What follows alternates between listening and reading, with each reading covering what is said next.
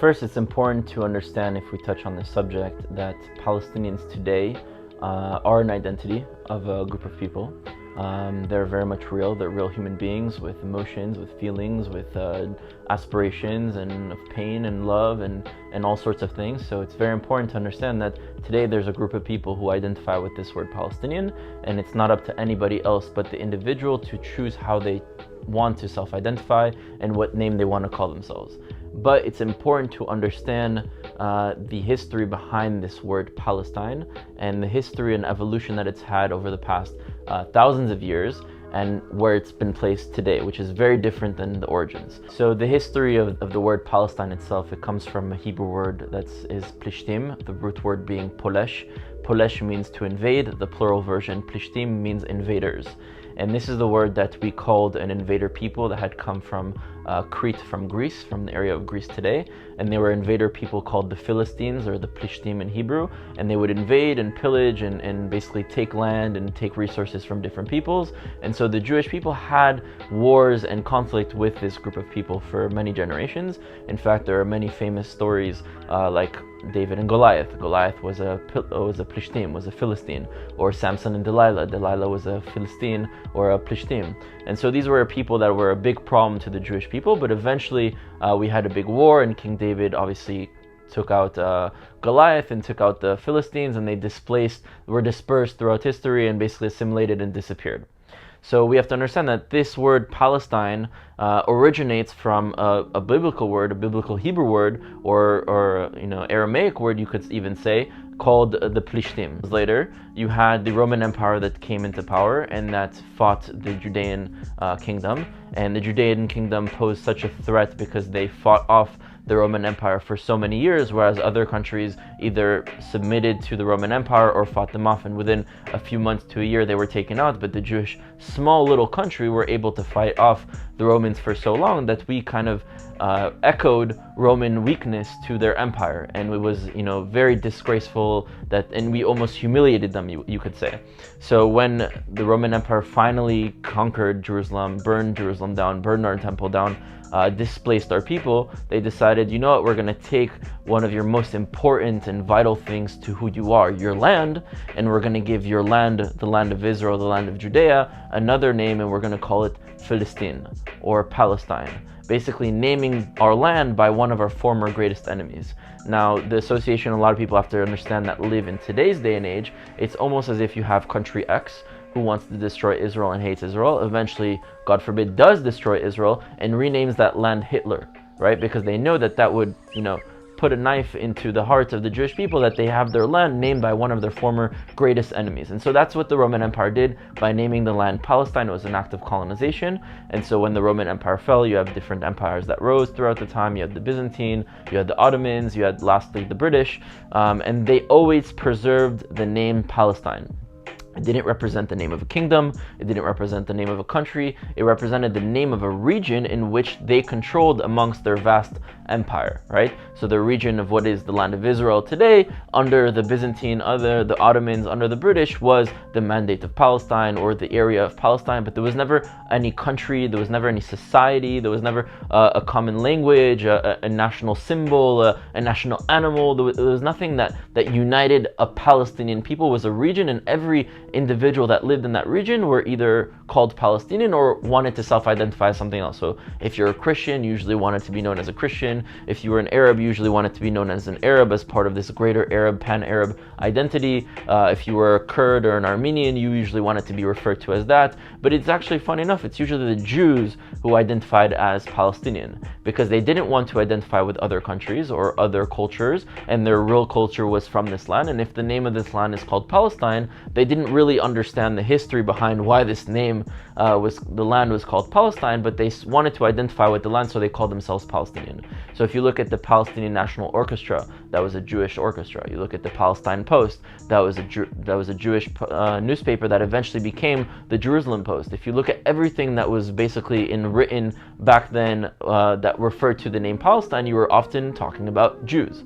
And Arabs even usually rejected the term Palestine. Now, from the Roman destruction of Judea and the expulsion of Jews, again, while maintaining a small minority but constant presence of Jews in their time, you had something called colonial migration. So while you have different empires controlling this region, you have different minorities moving in, some colonizing and some just seeking economic opportunity, religious freedom. So you have a lot of Muslims that moved into the land, and a lot of Christians that moved into the land, and a lot of Armenians, and a lot of Greek Orthodox, and a lot of Druze that kind of developed simultaneously with Jews. And you have all these different identities that poured into this land that came from different regions, and that made up a region called Palestine.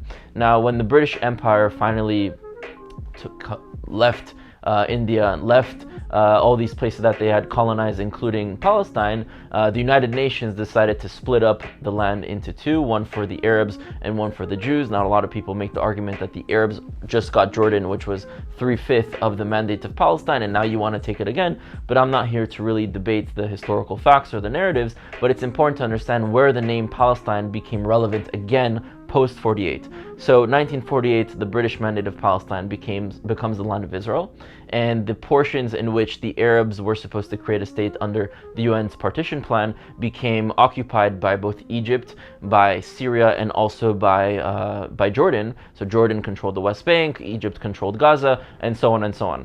And you had Israel, and you had these other countries. You never had another state, you never had another country.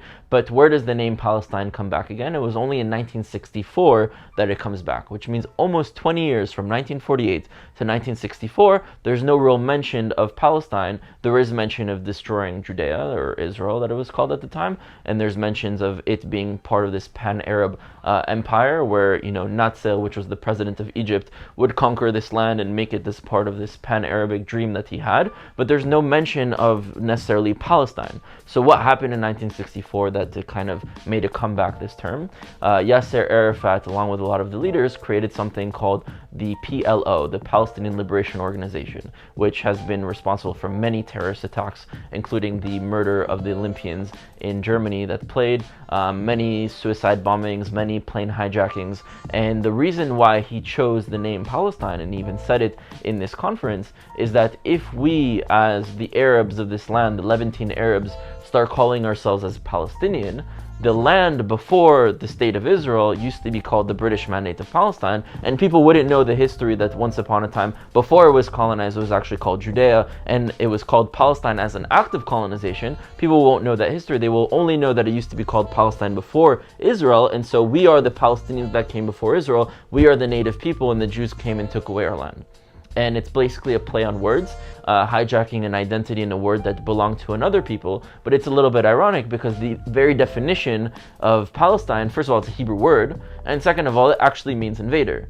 So they didn't really think it that through.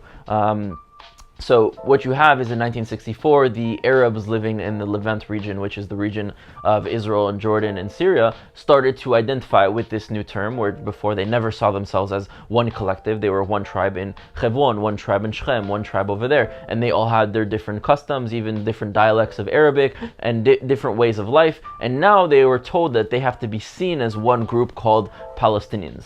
Now, if this group wants to be seen as Palestinians, I have no problem with it. See yourself with what you want. The point that I have a problem with is when we try and flip and kind of restate history in order to kind of destroy Jewish identity and the Jewish connection to the land. So I have no problem with someone identifying as Palestinian, feeling at home to this land of Israel or the land of Palestine, in which they want to call it. I have no problem with them feeling connected to this land. I have a problem when they're trying to use narratives and identities in order to destroy my narrative and my identity.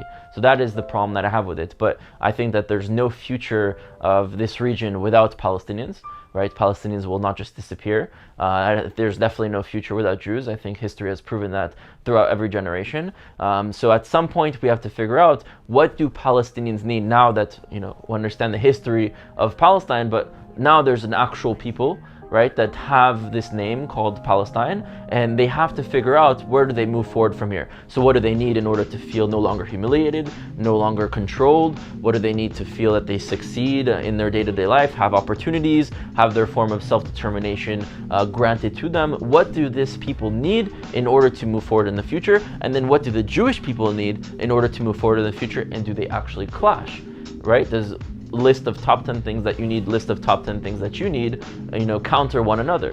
And actually, in a lot of conversations that I have with Palestinian activists and leaders of their community, we list the top 10 things that we both need for our peoples, and they actually don't contradict.